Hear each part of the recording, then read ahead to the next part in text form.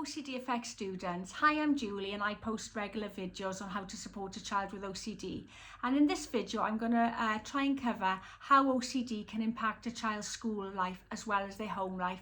Because unfortunately, OCD doesn't just create havoc in the home, it can affect your child's school life as well. So in this video, I'm going to give you some tips on how you can help a child thrive through school despite having OCD. So if you're a parent struggling to help a child with OCD at school, or you're an educator not knowing what to do, here are a few tips on how you can help support a child with OCD. First of all, be aware of some signs that a child could be struggling with OCD at school. This could be them having intrusive thoughts where they become agitated if you sort of interrupt them with the thoughts. It can be behaviours, repeated behaviours. It could be that they keep writing out homework over and over again and won't hand it in because it's not deemed as perfect enough. It could be that they're avoiding desks. It could be that they're avoiding classrooms. It could be they're avoiding coming to school altogether. They could go from being a regular school goer to suddenly have a big absenteeism, and that can be a telltale sign that a child is struggling with OCD at school. It can also affect the social side of things in school. You could find that a child is suddenly avoiding going on school trips. It could be that they don't want to have school photographs because it could be they've got contamination OCD and they don't want to expose parts of their bodies. It could be due to a fear of embarrassment that a child or one of their peers is going to discover that they're doing compulsions or that they've got OCD. And it could also be that a child might avoid going because of the thought of the impending compulsions they'd have to do as a result when they return home. So there could be some avoiding behaviour going on as well, which is a telltale sign.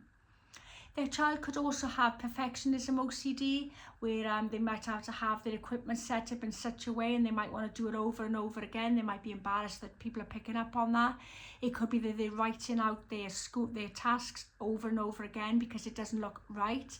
So that can be another telltale sign. So what can you do to support a child with OCD at school? The first thing, if you're a parent, is I would confide in a trusted member of staff or head of year and explain your challenges, because you'd be surprised how much support schools will provide if they're aware.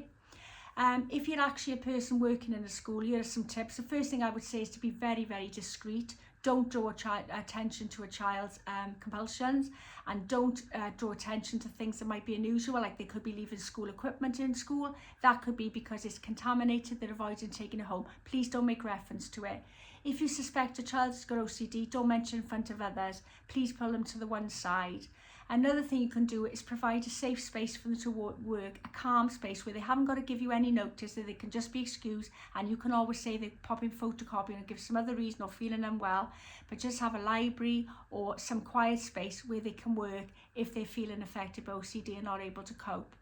Also, please try and ignore wrong items of uniform, because that can be a sign that OCD is going on as well. And please stop those nasty absenteeism letters going out to parents, because trust me, as a parent with a child with OCD, the last thing you want is your child missing another day at school, so that you really don't want to be getting those nasty letters in the post. Hope this video has helped on how OCD can affect a child at school. Please, if you found it useful, please like and save this video, and please don't forget to subscribe to my channel so you don't miss anything else I post to help a child with OCD.